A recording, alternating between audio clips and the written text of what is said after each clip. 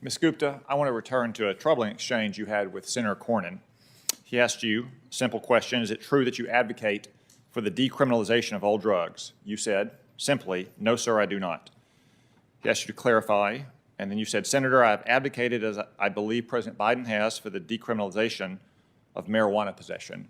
You went on and said, I do not support the decriminalization of all drugs. Yet, Ms. Gupta, in an op-ed published in September of 2012 in the Huffington Post, you wrote, quote, states should decriminalize simple possession of all drugs, particularly marijuana, and for small amounts of other drugs. Ms. Gupta, why did you mislead Senator Cornyn in this committee? Senator, I was not misleading. I'm speaking for my position today after having been at the Justice Department, after having family members and experiences inform my thinking on this. I do not support the decriminalization of all drugs. I have spoken about substance use issues and drug possession and substance use disorders as both a public health problem and an enforcement problem.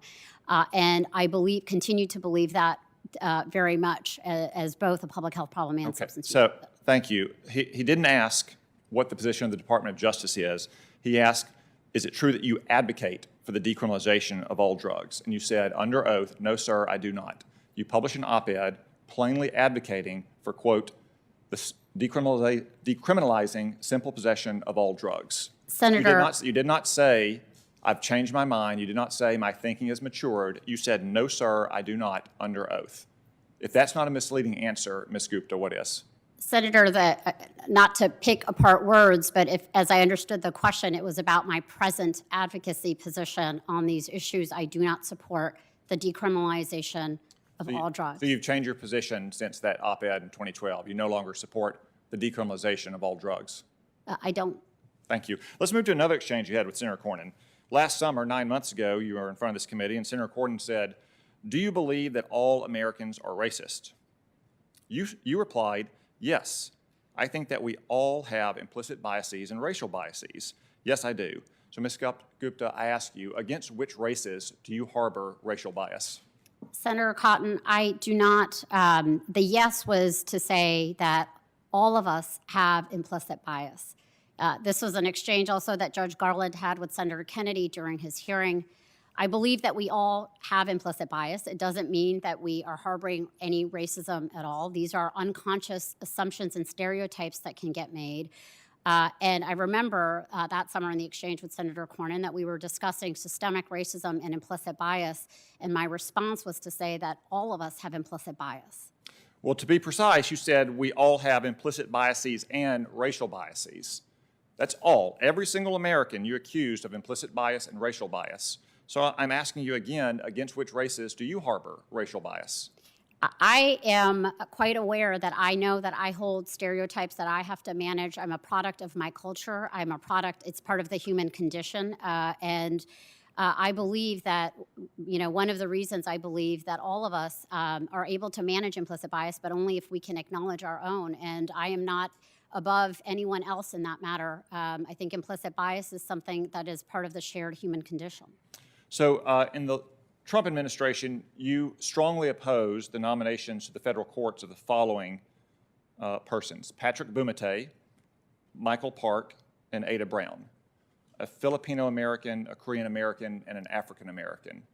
Should members of those communities be worried that you harbor racial bias against them since you oppose those judges' nominations? I'm not sure I see how that connection is being made, Senator. The Leadership Conference for decades has reviewed the civil rights records of individual judicial nominees in Democratic and Republican administrations.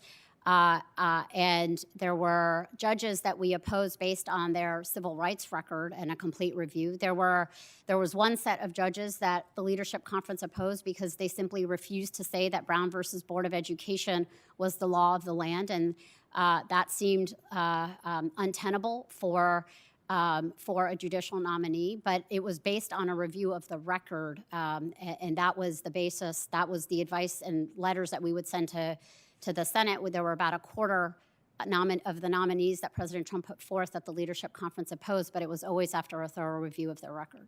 So it's your position then you can oppose someone's nomination on the merits without immediately and justly being accused of being racist or sexist because of their race or their sex? Sorry, Senator, I'm not sure I understand what you're getting at. I'm getting at the point that our Democratic friends and many in the media often make whenever a senator opposes a nominee, they immediately jump to charges of racism. Such as, for instance, some people accuse Joe Manchin of being racist and sexist for opposing Neera Tanden's nomination. Can you oppose the nomination of a woman or a racial minority on the merits without being racist or sexist? Yes.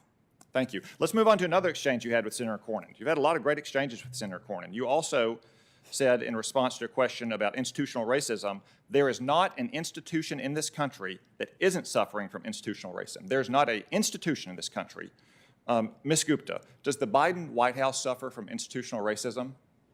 Senator, given the history of this country, of slavery and the long period of Jim Crow and the ongoing scourge of racial discrimination, I think that it remains very much a live problem in America today, and that the effort to address racial discrimination in all of its forms, discrimination of any sorts, is something that all of us have to work at in the institutions we are a part of.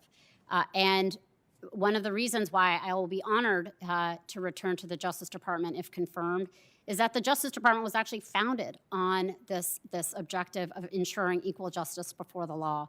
And the laws that Congress has enacted through the sacrifice and loss of life of Black Americans and Americans writ large, that is a kind of core function of the Justice Department, is to enforce our federal civil rights laws and to fight discrimination where it happens for all Americans. So I'll just have the record reflect. I asked you simply, does the Biden White House suffer from institutional racism, and you didn't want to respond. My time is up here. I'll just say that I don't think you harbor racial bias towards any racial group or that you believe the Biden White House suffers from institutional racism.